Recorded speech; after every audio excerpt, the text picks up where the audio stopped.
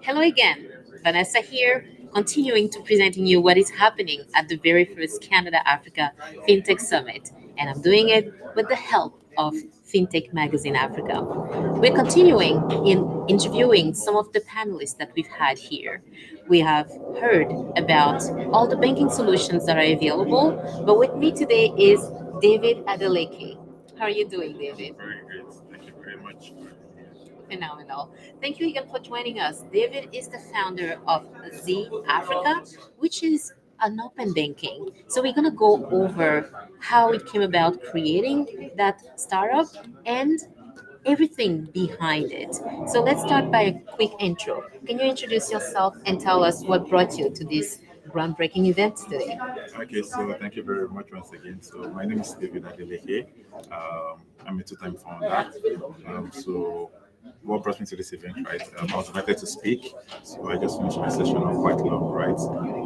So I'm currently the founder and CEO of Z Africa.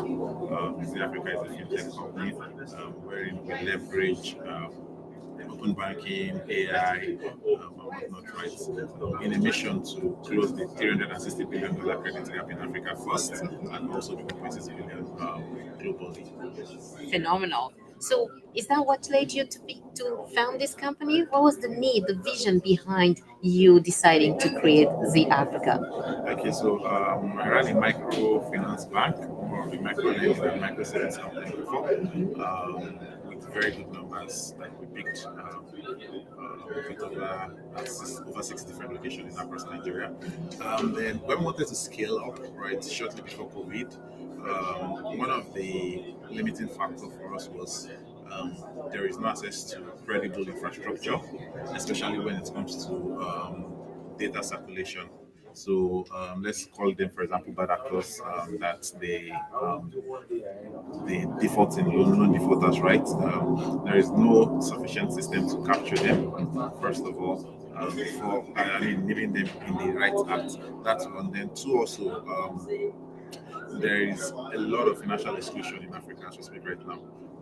There are people that don't have bank accounts, so they are financially excluded already from the ecosystem. And there are people that even have bank account, right?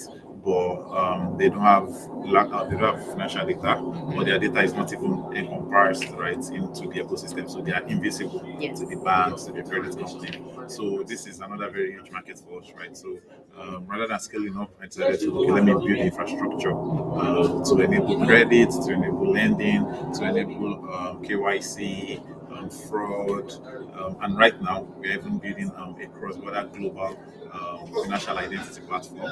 Wherein, say for example, I moved in from Nigeria to Canada. I don't necessarily need to start over from here. I can just ship in my existing data from where I'm coming from down here. The interesting fact was I wanted to even join. I mean, there was the rental part where I had an issue. Then there was I wanted to just join a worker as a worker in the church. And in Canada, they said you have to do what's it called, criminal check, employee check, credit history check for a church. And they said they couldn't bring me in. Why? Because they had no access to my data in Canada. So these are like the very pressing need. It's not peculiar to me, it's peculiar to a lot of other African immigrants, not just Nigerians, right? So we're looking at solving that problem also, leveraging open banking and our tools. That's amazing.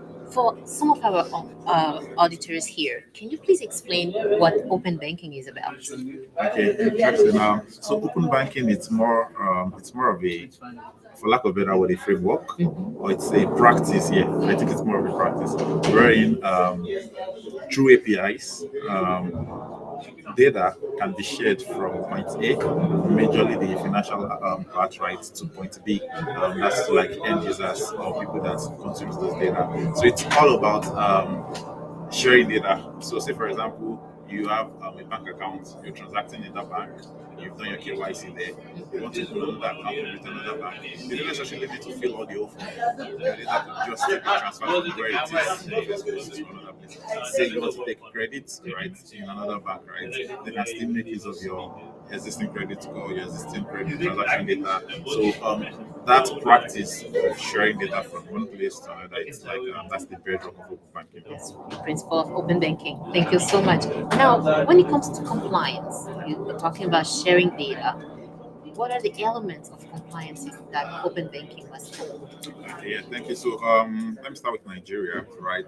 Because we started off our headquarters, we started off our company from Nigeria.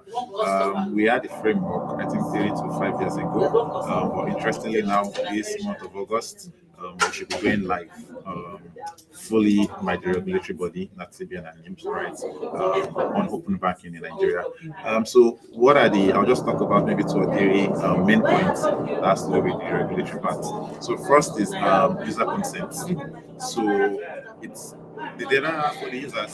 So every user must have the right. So whether you're a fintech and you're building on the open banking platform, you must ensure that you give the users the power to consent to sharing their data. They must know the kind of data they're sharing. They must be able to withdraw it if they don't feel safe with sharing their data. They must have access to like call back their data. So that's one of the very first important things to note in compliance. Then two also is anybody can play in any part of the open banking let me say framework, right? So you could be either a data consumer, you could be a data processor, you could be a data controller, right?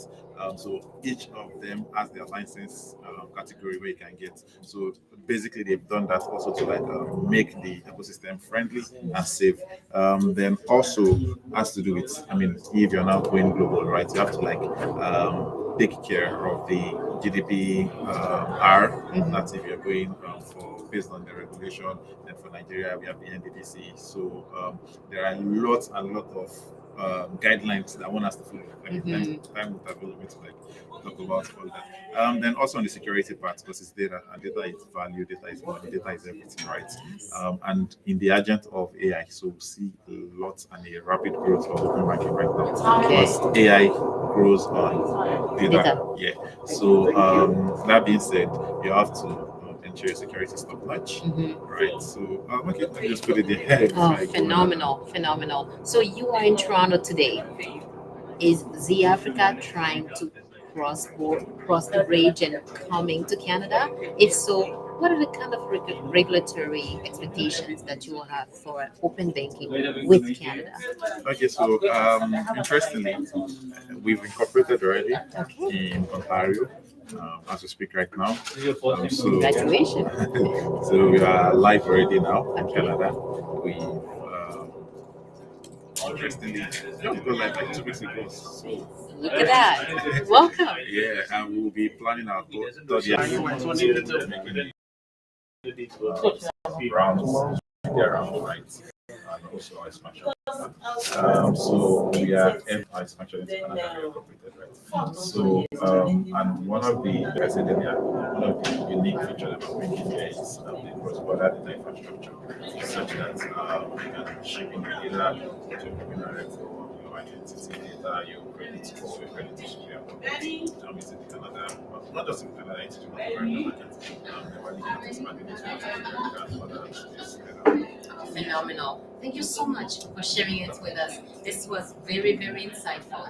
Once again, we're wrapping up the day here at the Canada Africa FinTech Summit of 2025. It's been a very, very insightful summit so far, and we are excited to have people like David Adeleke, who's a founder and the CEO, and who's going above and beyond to make FinTech more global. Thank you for